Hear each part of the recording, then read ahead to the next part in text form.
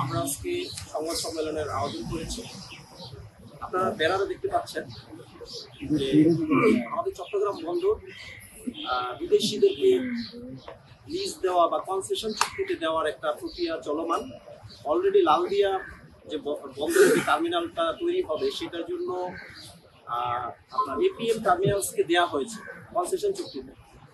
আর আমাদের চট্টগ্রামের সবচেয়ে বড় যে কন্টেনার টার্মিনাল, নিউমোরিং টার্মিনাল, এইটাকে দেওয়া হবে মানে লিজে দেওয়ার প্রক্রিয়াধীন আছে, সেটা হচ্ছে আবুধাবি ভিত্তিক ডিপি ওয়ার্ল্ডের কাছে।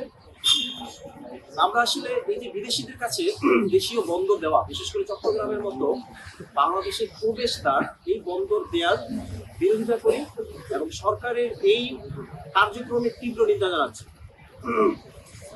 আমরা আসলে এই যে মানে বিদেশিদেরকে বন্দর দেওয়া, আমাদের রাষ্ট্রের গুরুত্বপূর্ণ স্ট্র্যাটেজিক পয়েন্ট, স্ট্র্যাটেজিক অবকাঠামো, এগুলো বিদেশিদের দেওয়ার বিরোধিতা করি মূলত 5-6টা কারণে। আমি কারণগুলো একটু বলি। 1 নম্বর হচ্ছে রাষ্ট্রের নিরাপত্তা এবং সার্বভৌমত্বগত ঝুঁকি যে তৈরি হবে, সেই কারণে। এখানে কি কি নিরাপত্তাগত ঝুঁকি তৈরি হতে পারে? যেমন আপনার যে ডিপি ওয়ার্ল্ডের কাছে যে আপনার লিজ দেওয়ার প্রক্রিয়াধীন আছে ডিপি ওয়ার্ল্ড, এই মানে ডিপি ওয়ার্ল্ডের কাছে নিউমোরিং টার্মিনাল যাওয়ার প্রক্রিয়াধীন আছে, এই ডিপি ওয়ার্ল্ড সম্পর্কে দেখা যায় যে এরা হচ্ছে আপনার ভারত ইসরায়েলের পক্ষে কাজ করে থাকে আন্তর্জাতিকভাবে এবং আমেরিকার পক্ষেও কাজ করে। বিশেষ করে আমাদের এই অঞ্চলে একটা আপনার ইসরায়েল এবং আমেরিকা দিয়ে একটা করিডোর হচ্ছে, আইমেক করিডোর। তো আমরা ডিপি ওয়ার্ল্ডকে এবং ডিপি ওয়ার্ল্ডের সাথে ভারতের ইসরায়েলের যে কিছু চুক্তি আছে, কিছু সমঝোতা আছে, যেমন আইটিইউ, ইন্দো আব্রাহাম ট্রিটি বা অ্যাকর্ড। এই ইন্দো আব্রাহামিক অ্যাকর্ডের মধ্যে আমরা দেখতে পাই যে 4টা রাষ্ট্র আছে আইটিইউ। একটা হচ্ছে আপনার আইটিইউ মানে ইন্ডিয়া, ইসরায়েল, আরব আমিরাত, আরেকটা হচ্ছে আমেরিকা। এই 4টা রাষ্ট্রের একটা জোট আছে।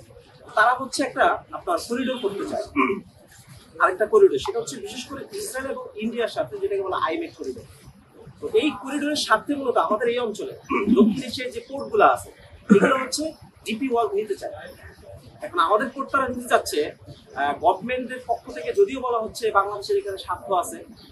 অ্যাকচুয়ালি আমরা কোনো স্বার্থ দেখি না বাংলাদেশে, আমরা লস ছাড়া কোনো লাভ দেখি না। আমরা বরং এখানে স্বার্থ দেখি, ভারতের স্বার্থ দেখি এবং ইসরায়েলের স্বার্থ দেখি, আরব আমিরাতের স্বার্থ দেখি। এখানে আমাদের কোনো স্বার্থ নেই। যেমন সরকার 2টা পয়েন্টে বলতেছে যে চট্টগ্রাম বন্দর বিদেশিদেরকে দিতে হবে।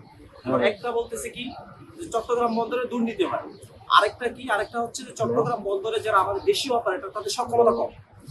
সুতরাং দুর্নীতি কমাইতে হলে অথবা সক্ষমতা বাড়াইতে হলে তার বিদেশিদেরকে দিতে হবে, এটা হচ্ছে সরকারের বক্তব্য।